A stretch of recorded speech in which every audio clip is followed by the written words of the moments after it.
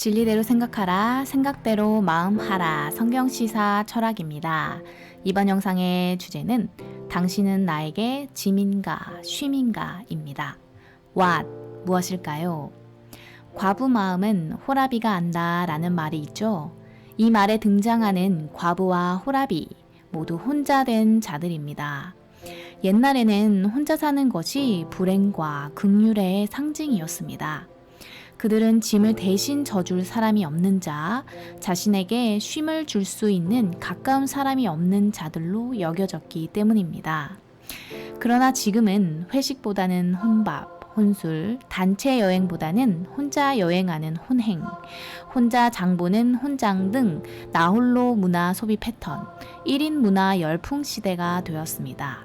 여러분도 그중 한 사람인가요? Why? 왜 그럴까요?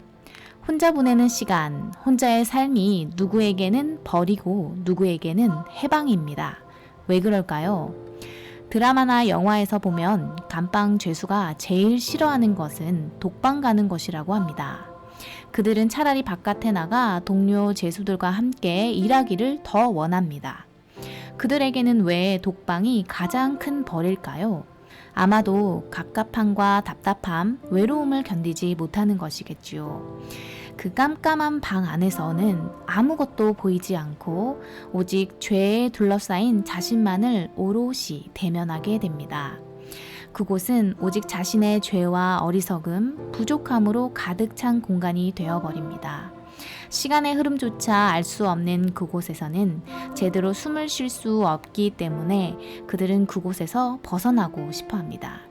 그런데 이상하게도 요즘 현대인들, 감방 밖에 있는 많은 사람은 혼자 있기를 자처합니다. 독방을 좋아합니다. 그것은 밖에 나오면 온갖 짐이 나를 누르기 때문입니다. 많은 순간 가족과 친구, 동료, 이웃이 내게 짐으로 느껴지기 때문입니다. 나 외에 다른 사람을 바라보고 하는 일을 통해서는 자신이 쉼을 누릴 수 없다고 생각하기 때문입니다. How? 어떻게 할까요? 진정한 쉼은 어떻게 얻을 수 있을까요? 어린아이들에게 부모님은 쉼입니다. 엄마 아빠가 안 보이면 아이는 금방 울음을 터뜨리고 잘 놀다가도 배고프고 졸리면 언제든 엄마 아빠를 찾고 크고 작은 문제에 부딪히는 모든 순간에 항상 찾는 내 편이 바로 엄마 아빠입니다. 그들에게 부모님은 자신의 몸과 마음의 안정을 보장해주는 존재, 쉼을 주는 존재이기 때문입니다.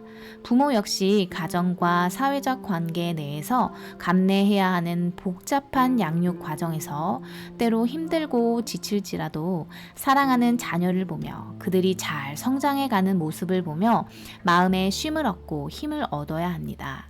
부모와 자녀는 서로에게 짐이 아닌 쉼이 되어야 합니다. 그러나 서로에게 쉼을 주는 존재가 아닌 서로에게 짐이 되는 순간 그 관계는 참 많은 갈등을 유발하게 됩니다. 부부관계에서도 마찬가지입니다. 돌싱이라는 말, 현대인에게 아주 익숙한 말이죠.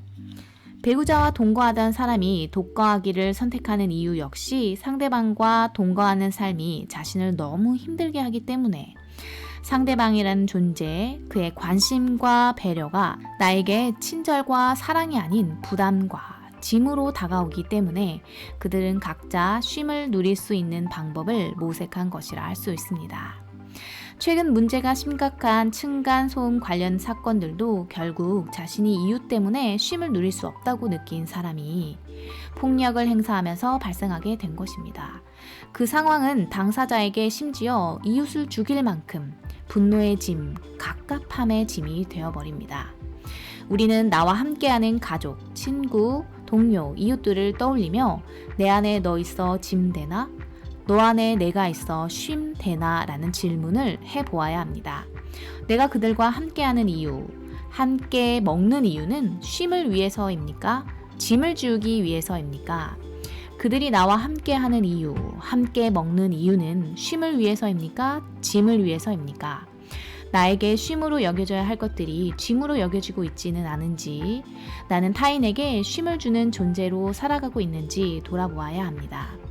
인간의 진정한 쉼은 죄의 짐에서 풀어졌을 때 누리는 쉼입니다.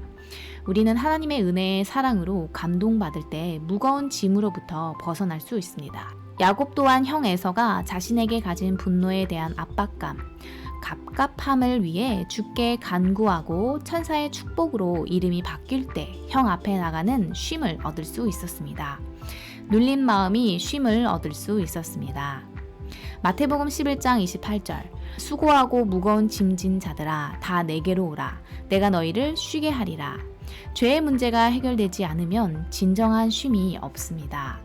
마가복음 2장 1절에서 12절 예수님께서 가버나움 집에서 도를 말씀하실 때 사람들이 한 중풍병자를 4사람에게 메워가지고 예수님께 데리고 왔으나 많은 무리 때문에 데려갈 수 없었습니다. 그래서 예수님이 계신 곳에 지붕을 뜯어 구멍을 내고 중풍병자가 눈 상을 달아 내립니다. 예수님은 그들의 믿음을 보시고 중풍병자에게 작은 자야 내 죄사함을 받았느니라 하십니다. 환자의 입장에서 본다면 누워만 있는 자신의 처지를 괴로워하며 당연히 움직일 수 있기를 원했겠죠. 그리고 투병 과정에서 자신을 계속 괴롭히는 문제는 아마도 자신이 일어나지 못하는 이유, 자신이 병든 이유에 대해 계속 생각했을 것입니다. 우리는 배가 조금 아파도 뭘 잘못 먹었나? 라고 생각하죠. 그것처럼 몸이 아프면 자연스럽게 자신이 잘못한 것들을 생각하게 됩니다. 자신의 병과 자신이 지은 죄와의 연관성을 생각하게 되죠.